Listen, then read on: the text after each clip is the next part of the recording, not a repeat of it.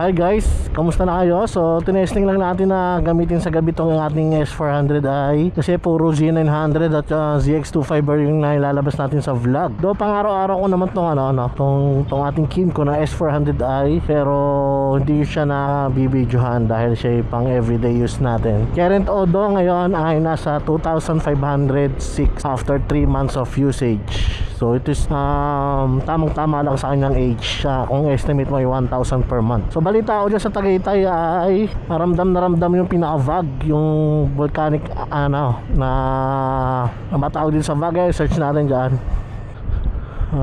Ika lang ha. Wait lang guys. So yun na guys, tumigil muna tayo. So yun nga, nabalitaan natin kanina sa news, malakas yung VAG dyan sa paligid ng Taal Volcano dahil naglabas nga ito ng usok. VAG ay ang volcanic smoke, tsaka sinamahan pa ng fog of VAG. Ito sir, ilagay ko dyan sa screen kung ano yung VAG. Kami ay sobrang layo na dyan sa Taal Volcano, no? Kung tutuusin, dahil ito'y kapatagan na. Pero ganito yung status dito sa Tansa Cavite guys. Makikita mo yung mga headlight ng sasakyan, para siyang may mga usok. Ayan, no? Kitang kita pa rin yung epekto ng VAG dito sa Tansa Cavite. Time check ngayon ay 8:25. Liko tayo dito kasi check natin dyan kung malakas yung VAG. Punta tayo doon sa may parting Gentry. Ayan, no? Kita mo, hindi talaga siya parang nasa Tagaytay. Pero hindi naman malamig yung pinaka fog. So dito medyo madilim Punta tayo doon sa may maliwanag na mga ilaw. So dito pa lang kita na doon may talaga siyang mausok. Parang may nagsisiga Alam mo yung sa mga taga Maynila ay nagsisiga, nagsusunog ng nagsusunog ng basura sa mga bakuran nagsisiga. Dito kasi sa Cavite uso yung ganyan, pero may mga batas na bawal yan. Lalo na kung wala ka namang bakuran, susunugin mo sa kalsada yung mga basura. Bawal na bawal po yan. Ayan, nandito tayo sa maraming street lights.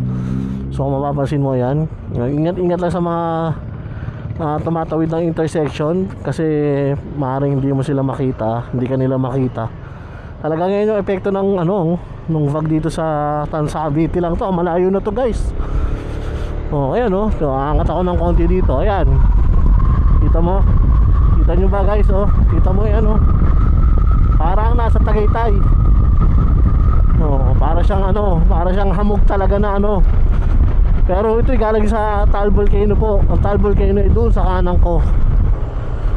So dito parang nasa Tagaytay pero masama po sa kalusugan. Punta pa tayo dito sa kanan kita po dito sa mga street lights. Grabe.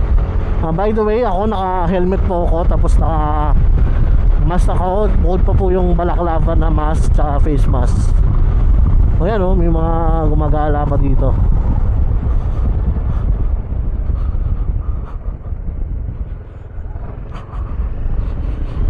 Dito tayo guys diba? Kita mo dito. Pipicture ako nga guys para makita nyo ha. Pipicture ako dito tapos send ko sa inyo.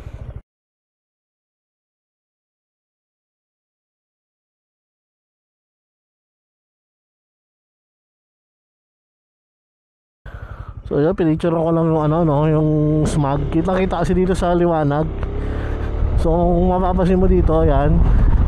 So maliwanag siya dyan. Tapos ang ganda ng bitaw ng mga ilaw pababa. So layo na dun yung Taal Volcano, dun pa sa dulo.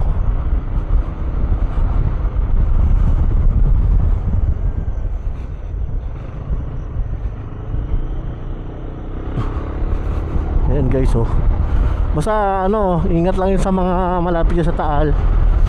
Pauwi na rin tayo. Umikot lang talaga ako kasi namiss ko lang ilabas tong ating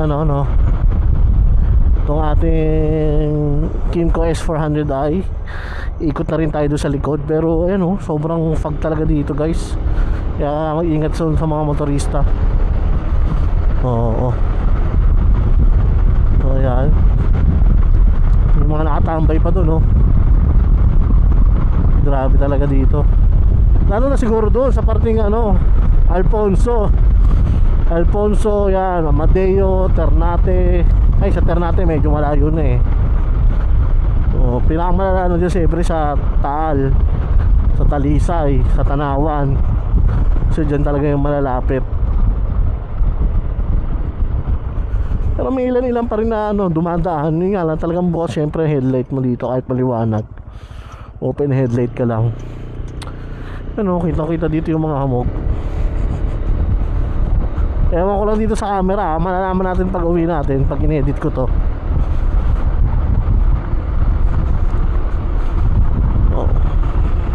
Dito wala pa kasi masyado dumadaan eh. Pero pag rush hour dito, puno na rin naman. Oo. Kailangan lang dito, mag face mask ka, sundin mo yung sinasabi ng lokal na pamahalaan. Yan. Thank you guys, mag-ingat kayo dyan sa Taal. Ako, blinking na yung gas natin. Ito problema sa Kimco, no?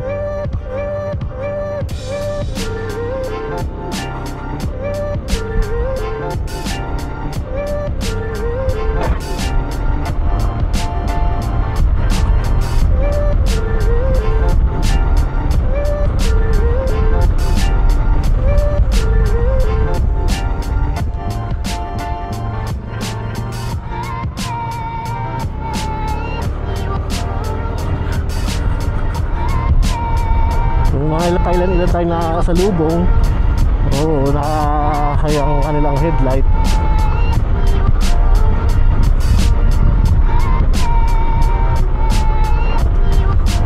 Yun guys, so ikot tayo doon sa bayan namin, no? Kasi ito gentry na to eh. Sakop na to ng General Trias. So ikot tayo dun sa amin. Sana kita sa camera yan, yung mga haze na yan.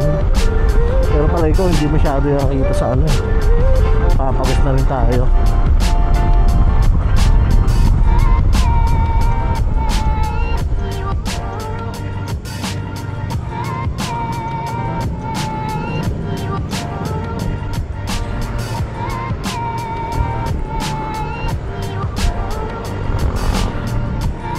Nandito na tayo ngayon sa bayan ng Tansano guys.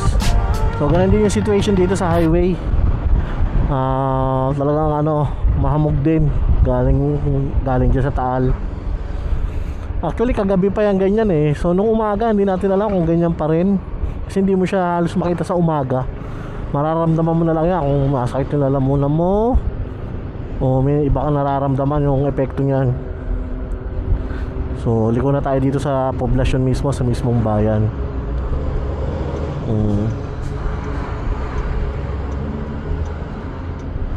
Teka, parang gusto ko pa mag-record dito pabalik. Nakikita ko kasi yung yung SM Tansa, Paskong Pasko na talaga dun, Since nagsimula yung Burr months, nag-start na rin yung dyan, yung mga Christmas decor dyan sa SM. Hindi lang dito, nadaan ako sa Mall of Asia, sa ibang SM, ganun din.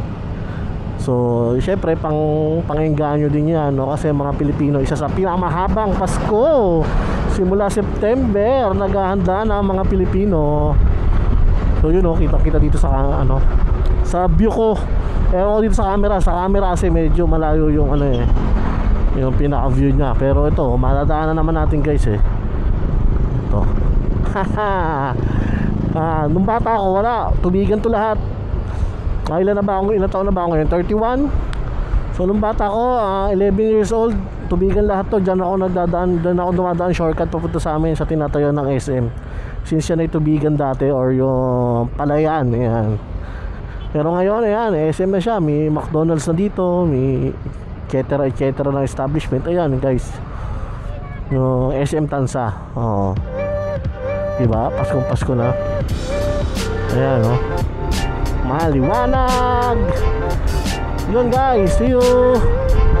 Salamat pala sa mga subscribers at sa hindi subscribers na nanonood. Actually guys, ito yung mga nabasa ko na ang susuporta sa'yo ay hindi yung mga taong nakapaligid sa'yo. Totoo yun. Nakikita po kasi yan sa settings ng professional. Pag ikaw ay nag-monetize dyan sa Meta, nakikita dyan kung sino yung mga nag-review sa'yo. Hindi naman nakikita specifically, pero yung sa akin kasi